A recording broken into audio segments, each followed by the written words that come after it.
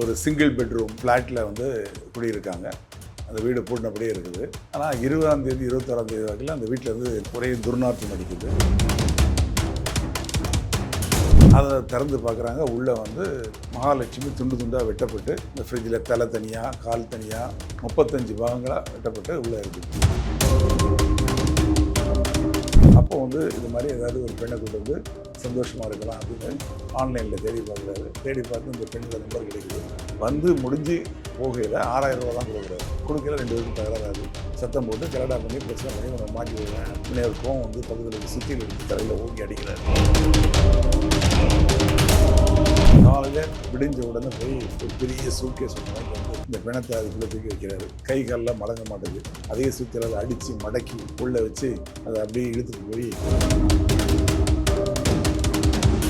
போய் ஒரு இதை ஒன்று கட்டிங் மிஷின் வாங்கிட்டு வந்து இந்த பாடியை துண்டு துண்டாக கட் பண்ணி அப்புறம் ஃப்ரிட்ஜில் வச்சு ஒரு பெரிய ஃப்ரிட்ஜையும் வாங்கிட்டு வந்து அதுக்குள்ளே உள்ளே வச்சுட்டு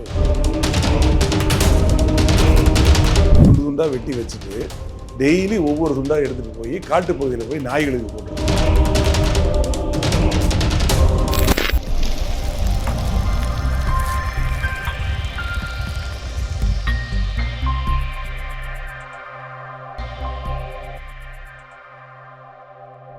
வணக்கம்.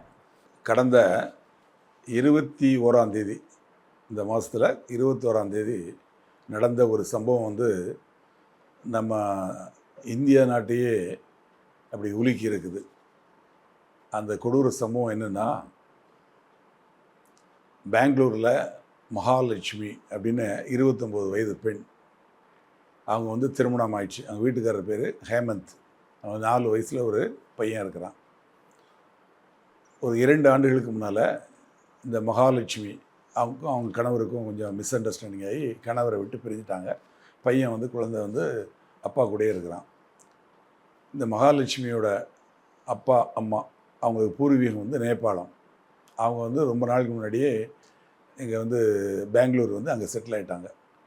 மகாலட்சுமி, அவங்க அக்கா லட்சுமி, 2 தம்பிகள், இவங்க எல்லாம் வந்து பிறந்தது இல்லாமல் பெங்களூரில் தான். இவங்க அப்பா அம்மா தம்பிகள் அக்கா எல்லாம் தனியாக வசிக்கிறாங்க. கணவரை பிரிந்த மகாலட்சுமி ஒரு சிங்கிள் பெட்ரூம் ஃப்ளாட்டில் வந்து குடியிருக்காங்க. அந்த ஃப்ளாட்டில் இருந்து 12ஆம் தேதிக்கு அப்புறம் அவரை யாரும் பார்க்கல. அந்த வீடு பூட்டினபடியே இருக்குது. ஆனால் 20ஆம் தேதி 21ஆம் தேதி வரைக்கும் அந்த வீட்டில் இருந்து நாத்தம் ஒரே துர்நாற்றம் அடிக்குது. உடனே அந்த ஃப்ளாட்டோட ஓனர் ஜெயராமன்கிறவர் அங்கே கீழ் வீட்டில் இருக்கிறாரு. அவர் வந்து உடனே வந்து தகவல் சொல்கிறாரு. அவங்க அப்பா அம்மாவுக்கு தகவல் சொல்கிறாரு. அவங்க அம்மாவும் அவங்க அக்காவும் அங்கே வராங்க. வந்து சாவி இல்லை. அப்போ அவர் ஜெயராமன்கிட்ட இன்னொரு சாவி இருக்குது, மாற்றுச்சாவி. அதை வச்சு திறந்து பார்க்குறாங்க. வீட்டுக்குள்ளே போனால் ஒரே நாற்றம், போக முடியல. அந்த உடனே அவங்க என்ன பண்ணுறாங்க, வீட்டுக்குள்ளே பார்த்தா பொருள்கள்லாம் சிதறி கிடக்குது.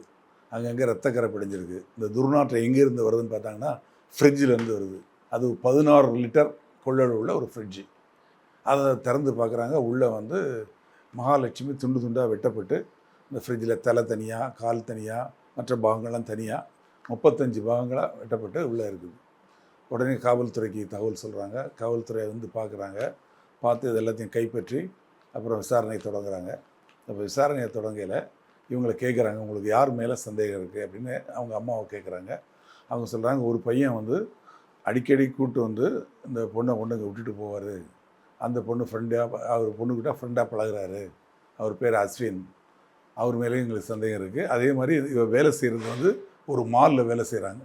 காலைல 9 மணிக்கு போனால் ராத்திரி 10 மணிக்கு தான் வருவாங்க. அப்போது அந்த மாலில் வேலை செய்யக்கூடிய ஒரு 3 பையங்களுக்கும் இவங்களுக்கும் மிஸ் அண்டர்ஸ்டாண்டிங் இருக்குது அப்படின்னு சொல்லி அவங்க சொல்கிறாங்க. அந்த 4 பேர் மேலே சந்தேகம் இருக்குதுன்னு சொல்கிறாங்க. காவல்துறை வந்து இதை விசாரிக்கிறாங்க. விசாரிக்க ஆரம்பித்தாச்சுன்னா அந்த மாலில் வேலை செய்கிற பையன் ஒருத்தன் வந்து ஃபவுண்ட் மிஸ்ஸிங், அவன் இல்லை, அங்கேருந்து போயிட்டான்.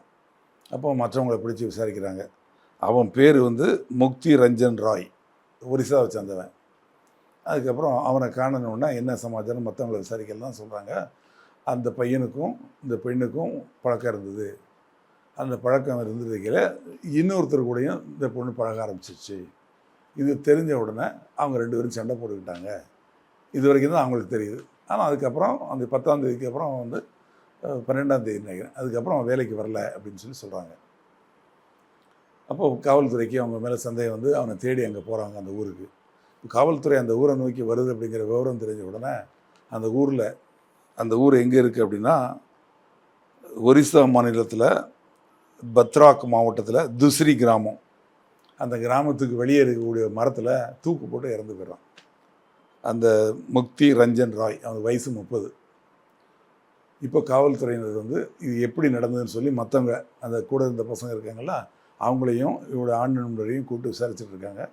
விசாரித்ததுக்கப்புறம் தான் தெரியும் எப்படி நடந்தது அந்த கொலை அப்படிங்கிறது தெரிய வரும். இதே மாதிரி 2022 டெல்லியில் ஒரு கொலை நடந்தது. ஷர்தா அப்படின்னு ஒரு லேடி. அவங்க வந்து ஆண் நண்பரோட லிவிங் டுகெதரில் அங்கே வாழ்ந்தாங்க. அவங்களுக்கு சொந்த ஊர் வந்து மகாராஷ்டிரா மாநிலம் பாம்பே பக்கத்தில். 2 பேரும் ஒரே கம்பெனியில் வேலை செய்கிறாங்க. அப்போ 2 பேருக்கும் பழக்கமாகிடுது. பழக்கமாகையில் இந்த பெண் வந்து சொல்கிறாங்க அவங்க வீட்டில், நான் அவரை கல்யாணம் பண்ணிக்க போகிறேன்னு. அவங்க பெற்றோர்கள் வந்து அதை ஒத்துக்கலை. அவங்க கூட அவனை கல்யாணம் பண்ணி வைக்க மாட்டோம் அப்படின்னு சொல்கிறாங்க. அப்போ கொஞ்ச நாள் சரின்னு சொல்லிட்டு ஒத்துக்கிட்டு இருக்காங்க. அப்புறம் கொஞ்ச நாள் கழிச்சு, இல்லை அவங்க கூட போய் நான் வாழ தான் போகிறேன் அப்படிங்கிறாங்க. அப்போ நீங்கள் இங்கே இருக்கே கூட, இங்கே கண்ணிலே இருக்கக்கூடாதுன்னு சொல்லி இங்கே ஓடிப்போங்கன்னு சொல்லி சத்தம் போட்டு திட்டி விட்டுறாங்க. இவங்க 2 பேரும் அங்கேருந்து கிளம்பி நேராக டெல்லிக்கு வராங்க. டெல்லியில் இதே மாதிரி ஒரு அப்பார்ட்மெண்ட்டை வாடகைக்கு எடுத்து அங்கே 2 பேரும் ஒன்றா லிவிங் டுகெதராக வாழ்கிறாங்க. இந்த பெண் வந்து ஒரு இடத்துல வேலைக்கு போகிறாங்க. அவர் ஒரு ஹோட்டலில் வந்து அந்த இதாக வேலை செய்கிறார், சமையல்காரராக வேலை செய்கிறார். இந்த கறியெல்லாம் வெட்டக்கூடிய அந்த வேலை செய்கிறாரு. இப்படியே போயிட்டு இருக்கையில் அந்த பொண்ணு வந்து என்னை கல்யாணம் பண்ணிக்கணும் நீ அப்படின்னு சொல்லி வற்புறுத்துறா. ஆனால் அந்த நபர் வந்து கல்யாணம் பண்ணிக்க மாட்டேன் அப்படிங்கிறாரு. அப்புறம் 2 பேருக்குள்ளே வாய் தகராறாகுது. அந்த வாய் தகராறில் அந்த பொண்ணை கழுத்தை பிடிச்சி நிறுத்தி கொண்டுறாரு. கொண்டதுக்கப்புறம் தான் யோசிக்கிறாரு, ஐயோ கொண்டுட்டோமே, என்ன பண்ணணும்னு தெரியல அவருக்கு. இதுக்கிடையில் நெட்ஃப்ளிக்ஸில் ஒரு டிவி தொடர் வருது. அந்த டிவி தொடரில் ஒருத்தர் இதே மாதிரி ஒரு பெண்ணை கொலை பண்ணி அப்புறம் வந்து துண்டு துண்டாக வெட்டி அதை வந்து ஃப்ரிட்ஜில் வைக்கிறது, இந்த மாதிரி அப்புறம் டிஸ்போஸ் பண்ணுறது, இதெல்லாம் வந்து தொடராக வருது. அதை பார்த்த உடனே இவனுக்கு அந்த மாதிரி ஐடியா தோணுது. உடனே இவன் போய் ஒரு ஒன்று கட்டிங் மிஷினை வாங்கிட்டு வந்து அந்த பாடியை துண்டு துண்டாக கட் பண்ணி அப்புறம் ஃப்ரிட்ஜில் வச்சு ஒரு பெரிய ஃப்ரிட்ஜையும் வாங்கிட்டு வந்து அதுக்குள்ளே உள்ளே வச்சுட்டு வீட்டை பூட்டிகிட்டு போயிடுறான். போனதுக்கப்புறம் இவன் வீட்டுக்கு வரவே இல்லை. இதே மாதிரி அந்த வீட்டிலேருந்து துர்நாற்றம் அடிக்குது. இதுக்கிடையில் இந்த பெண்ணை வந்து அடிக்கடி வந்து அவரோட சொந்தக்கார பையன் ஒருத்தர், அவன் வந்து அடிக்கடி ஃபோனில் பேசுவான். அப்படி ஃபோனில் பேசப்போ கொஞ்ச நாளாக ஃபோன் வந்து சுவிட்ச் ஆஃபாக இருக்குது. உடனே சந்தேகப்பட்டு அவங்க அப்பா அம்மா கிட்ட சொல்கிறாங்க. சொன்னோன்னா அவங்க அப்பா அம்மா தேடி வராங்க. தேடி வந்து அந்த எந்த லொக்கேஷன் பார்த்து வீட்டுக்கு வந்துடுறாங்க. வீட்டுக்கு வந்து கேட்டாச்சுன்னா அவங்க ரொம்ப நாள் ஆச்சு, வீடு பூட்டியே கிடக்கு, ஆள் இல்லை 2 பேரும் அப்படின்னு சொல்கிறாங்க. உடனே சந்தேகப்பட்டு அவங்க அப்பா போய் போலீஸ் ஸ்டேஷனில் கம்ப்ளைண்ட் கொடுக்குறாரு. இதே மாதிரி என் பொண்ணு இந்த வீட்டில் தான் வாழ்ந்துட்டு இருந்தது, இன்னாரு கூட காணோம் அப்படின்னு. இன்னும் போலீஸார் வந்து அந்த வீட்டை உடைச்சி உள்ளே பார்க்குறாங்க. உள்ளே பார்த்தா ஃப்ரிட்ஜில் வந்து இது என்ன பண்ணிடுறான், துண்டு துண்டாக வெட்டி வச்சுட்டு டெய்லி ஒவ்வொரு துண்டாக எடுத்துகிட்டு போய் காட்டுப்பகுதியில் போய் நாய்களுக்கு போட்டுறது. இப்படி போட்டு மொத்தத்தையும் காலி பண்ணிட்டான். காலி பண்ணிவிட்டு அந்த வீட்லேயே வந்து பூட்டி வச்சுருக்கான். பட் வந்து அவன் வர்றதில்லை. அப்புறம் வந்து அவன் எங்கே வேலை செய்கிறான்னு விசாரித்து அவனை வந்து டவர் லொக்கேஷனை வச்சு அவனை பிடிச்சிடுறாங்க. பிடிச்சதுக்கப்புறம் தான் அந்த விவரங்கள்லாம் சொல்கிறான். அவன் இது மாதிரி வந்து நாய்களுக்கு போட்டேன், எந்தெந்த பகுதியில் போட்டேன்னு சொல்லி அங்கேருந்து எலும்புகளெல்லாம் கலெக்ட் பண்ணி காவல்துறை வந்து அவனை அரெஸ்ட் பண்ணி ரிமாண்ட் பண்ணாங்க. ரிமாண்ட் பண்ணி அந்த கேஸ் நடந்துகிட்ருக்கு. கிட்டத்தட்ட அதே மாதிரி கேஸ் தான் இந்த கேஸும். இது போக ஒரு வாரத்துக்கு முன்னாடி நம்ம துறைப்பாக்கத்தில் சென்னையில் ஒரு வீடு கட்டுற இடத்துல அந்த முன்னாடி ஜாமான்கள்லாம் போட்டு வச்சுருக்கிறதுல ஒரு பெரிய சூட்கேஸ் கிடக்கு. காலையில் அந்த வேலைக்கு வந்தவங்க பார்த்துட்டு அந்த சூட்கேஸ் என்னென்னு பார்க்குறாங்க. அதில் ரத்தக்கரை இருக்குது. உடனே போலீஸ்க்கு ஃபோன் பண்ணுறாங்க. போலீஸார் உடனே வந்து அதை ஓப்பன் பண்ணி பார்த்தா அதுக்குள்ளே ஒரு பெண்ணோட பிணம் இருக்குது. தலையில் அடித்து உடைக்கப்பட்டிருக்கு. உள்ளே வந்து மடக்கி கைகாலெலாம் அடித்து மடக்கி உள்ளே வைக்கப்பட்டிருக்கு. அந்த பெண்ணுக்கு ஒரு 30-35 வயசு இருக்கும். உடனே என்ன பண்ணுறாங்க, காவல்துறை வந்து அந்த பாடியை போஸ்ட்மார்ட்டத்துக்கு அனுப்பிச்சி விட்டு ஹாஸ்பிட்டலுக்கு அனுப்பிச்சி விட்டுட்டு அந்த இடத்துல உள்ள சிசிடிவி கேமராவை பார்க்குறாங்க. பார்த்தா ஒரு நபர் வந்து இந்த சூட்கேஸை இழுத்துட்டு வந்து அங்கே கொண்டு போடுற மாதிரி தெரியுது. அப்போது இதுக்கிடையில் இன்னொரு ஆங்கிளில் போலீஸார் இன்னொரு இது பண்ணுறாங்க. பெண்கள் எதுவும் காணாமல் போய் கம்ப்ளைண்ட் கொடுத்துருக்காங்களா சென்னை மாநகரத்தில் அதை ஒட்டி இருக்க பகுதியில் அப்படின்னு சொல்லி பார்க்குறாங்க. அப்போ பார்க்கையில் மணலி அந்த பகுதியில் சேர்ந்த ஒரு பொண்ணை காணோம், அவங்க கம்ப்ளைண்ட் கொடுத்துருக்காங்க, 32 வயசு பெண்ணை காணோம்னு சொல்லி அவங்க பிரதர் கொடுத்துருக்காருன்னா அந்த போலீஸ் ஸ்டேஷன்லேருந்து அந்த நம்பரை வாங்கி அவங்க பிரதருக்கு பேசுகிறாங்க. பேசினப்போ இந்த மாதிரி இந்த மாதிரி ஒரு பாடி கிடச்சிருக்கு, உங்கள் வீட்டில் காணோம்னு சொன்னீங்களா, எங்கள் சிஸ்டர் அவங்களோட ஃபோட்டோ என்ன, அவங்க ஃபோன் நம்பர் என்னன்னு கேட்குறாங்க. அப்போ அந்த ஃபோட்டோவை காட்டினோடனே ரெண்டும் மேட்ச் ஆகுது, அவன் என்னோட பிரதர் தான், சிஸ்டர் தான் அப்படின்னு அந்த பிரதர் சொல்லிடுறாரு. உடனே அவரை வர சொல்லிடுறாங்க. வர சொல்லிவிட்டு அந்த ஃபோனோட அந்த பெண்ணோட ஃபோன் டீட்டெயில்ஸ் எடுக்கிறாங்க. கால் டீட்டெயில்ஸ் எடுத்தால் மணிகண்டன்ட்ட கடைசியாக பேசியிருக்கு. அப்புறம் சுவிட்ச் ஆஃப் ஆகிருக்கு முதல் நாள் நைட்டு. அப்புறம் அந்த மணிகண்டனோட அட்ரஸ் எடுக்கிறாங்க. அட்ரஸ் பார்த்தா இதே தெருலாம் காட்டுது. பார்த்தாச்சுன்னா அந்த தெரு அட்ரஸை போய் நோக்கி போலீஸார் போகிறாங்க. ஏற்கனவே சிசிடிவியில் பார்த்தாலும் அந்த வீட்டை நோக்கி தான் அங்கேருந்து வர மாதிரி தெரியுது. சரின்னு சொல்லி அந்த மணிகண்டன் இருக்கக்கூடிய அந்த வீட்டை போய் பார்க்குறாங்க. வீட்டுக்குள்ளே போய் பார்த்தா அவர் உப்மா சாப்பிட்டுட்டு இருக்காரு. உடனே அவரை பிடிச்சி கொண்டு வந்து என்ன நடந்தது ஏது நடந்தது விசாரிக்கிற அவர் உண்மையை ஒத்துக்கிட்டார். என்னென்னா அவர் வந்து சிஸ்டர் வீட்டில் தங்கியிருக்காரு. தங்கியிருந்து பக்கத்தில் ஒரு கம்பெனியில் கார் கம்பெனியில் வேலை பார்க்குறாரு. அவர் இன்ஜினியரிங் பட்டதாரி, மெக்கானிக்கல் இன்ஜினியர். அவர் வந்து சிஸ்டர் அவங்க ஃபேமிலி வந்து ஊருக்கு போகிறாங்க, சிவகங்கை சொந்த ஊர். அப்போ வீடு காலியாக இருக்குது, இவர் மட்டும்தான் தனியாக இருக்கார். அப்போ வந்து இது மாதிரி ஏதாவது ஒரு பெண்ணை கூட்டு வந்து சந்தோஷமாக இருக்கலாம் அப்படின்னு ஆன்லைனில் தேடி பார்க்குறாரு. தேடி பார்த்து இந்த பெண்ணோட நம்பர் கிடைக்குது. ஃபோனில் பேசுகிறாரு. 10,000 ரூபா ஆகணும் ஒரு நைட்டுக்கு அப்படிங்கிறாங்க. சரின்னு ஒத்துக்கிறாரு. அவங்க அங்கேருந்து கிளம்பி வந்துடுறாங்க. வந்து முடிஞ்சு போகையில் 6,000 ரூபா தான் கொடுக்குறாரு. அப்போ அவங்க 4,000 ரூபா கொடுன்னு கேட்குறாங்க.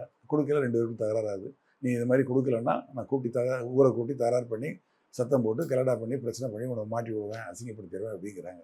உடனே ஒரு கோவம் வந்து பக்கத்தில் இருக்க சுத்தியல் எடுத்து தலையில் ஓங்கி அடிக்கிறாரு. அந்த சுத்தியல் அடிப்பட்டதில் அந்த பெண் இறந்து போயிடுறாங்க. இறந்து போனதுக்கப்புறம் என்ன பண்ணணும்னு யோசிக்கிறாரு. யோசித்து அப்படியே அந்த பெண் அந்த பணத்தோடையே இருக்கிறாரு. காலையில் விடிஞ்ச உடனே போய் ஒரு பெரிய சூட்கேஸ் ஒன்று வாங்கிட்டு வந்து இந்த பிணத்தை அதுக்குள்ளே தூக்கி வைக்கிறாரு. கை காலெலாம் மடங்க மாட்டேங்குது. அதே சுத்தியலால் அடித்து மடக்கி உள்ளே வச்சு அதை அப்படியே இழுத்துட்டு போய் வீடு கட்டிகிட்டு இருக்க இடத்துல பொருள்கள்லாம் இருக்குல்ல அந்த இடத்துல கூட போட்டு வந்துடுறாரு. இதை அவர் ஒத்துக்கிட்டது அவர் சொன்னதுக்கப்புறம் அவர் அரெஸ்ட் பண்ணி அப்புறம் ரிமாண்ட் பண்ணியிருக்காங்க.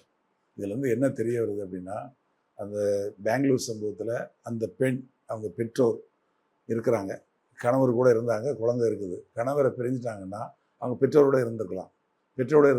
இதோடு இருந்திருந்தால் இந்த பிரச்சனை நடந்திருக்காது. தனியாக அவங்க வீடு எடுத்து தங்கியிருந்தாங்க. அதனால தான் மற்றவங்களோட பழக்கம் ஏற்பட்டது. அந்த பழக்கத்தில் இன்னொருத்தர் கூட பழக்கம் ஏற்பட்டதால் அந்த பொறாமையில் தான் அந்த கொலை நடந்திருக்கு. ஆக அந்த பெண்ணோட முடிவு வந்து தவறான முடிவு. உயிர் போனதுக்கு காரணம் என்னென்னா, பெற்றோரோடு இருந்திருந்தால் இந்த பிரச்சனை நடந்திருக்காது. ஒன்று கணவரோடு இருந்திருக்கணும். கணவரோட பிரச்சனைனா பெற்றோர் அங்கே தான் இருக்காங்க. அந்த பெற்றோரோடு இருந்திருந்தாங்கன்னா அந்த பிரச்சனை நடந்திருக்காது. இந்த பெண்ணை பொறுத்தவரை இவங்க பாலியல் தொழிலில் ஈடுபடக்கூடிய பெண்.